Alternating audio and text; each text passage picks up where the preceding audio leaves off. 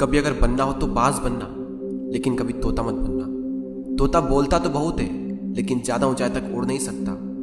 बाज बोलता बहुत कम है, लेकिन सबसे ऊंचाई पर उड़ता है, और बाकी पंछियों का राजा होता है एक बाज। आज मैं आपको 5 ऐसे पॉइंट्स बताऊंगा जो कि हर इंसान को बाज से सीखना चाहिए, और लाइफ की बहुत बड़ी लर्निंग है इन 5 पॉइंट्स में।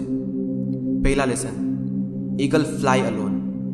बाज अकेले उड़ता है और बाकी पंछियों के मुकाबले सबसे ऊंचाई पर उड़ता है। बाज अकेले उड़ेगा, लेकिन कभी भी चिड़िया और छोटे पंछियों के साथ नहीं उड़ेगा। बाज हमेशा या तो बाज के साथ उड़ता है या फिर अकेला उड़ता है, और इससे हमें यह सीख मिलती है कि छोटी सोच वाले लोगों से हमेशा दूर रहें और अकेले रहो, क्योंकि यही वो समय है जब खुद को जानने का असली मौका मिलता है।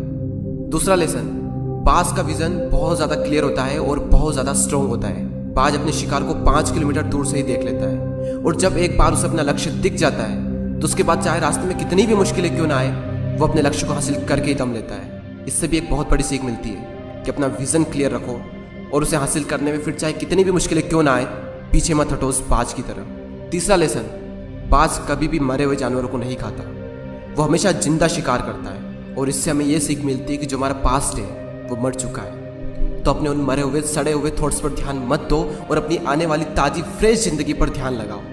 अपने पास्ट की पुरानी यादें जो तुम्हें तंग करती है उन्हें वहीं रहने दो जहां पर उसकी जगह है, और तुम्हारे पास्ट की जगह है तुम्हारे पास्ट में, उसे वर्तमान में जगह मत दो। क्योंकि एक बार अगर तुम्हारा पास्ट तुम्हारे प्रेजेंट में आ गया तो तुम्हारा पास्ट तुम्हें कभी प्रेजेंट में नहीं रहने देगा। पास्ट में तुम्हारे साथ कितना भी बुरा क्यों ना हुआ हो, वो सब यादें, वो सब थॉट्स मर चुके हैं, और उस बाज की तरह बनो जो कभी भी मरी हुई चीजों को नहीं खाता। चौथा लेसन, जब आंधी तूफान आते हैं तो बाज बहुत ज्यादा एक्साइटेड हो जाता है। जब बारिश होती है तो सारे पंछी छिपकर बैठ जाते हैं, लेकिन बाज को बड़ा मजा आता है। जब तेज हवाएं चलती है तो बाज उन हवाओं के सहारे और तेजी से ऊपर की ओर उठता है, और ऊपर उड़ते उड़ते इतना ऊपर उड़ जाता है कि बादलों से भी ऊपर पहुंच जाता है। और इससे भी एक बहुत बड़ी सीख मिलती है कि मुसीबत में मजा ढूंढो। और नेपोलियन हिल ने एक बार कहा था कि हर बड़ी चुनौती अपने साथ में एक बहुत बड़ा अवसर लेकर आती है। तो उस बाज की तरह तुम भी अपने अवसर को पहचानो, और जिस दिन तुमने अवसरों को पहचान लिया तो सारी मुश्किलें तुम्हारे नीचे होगी और तुम उन मुश्किलों के ऊपर होगे।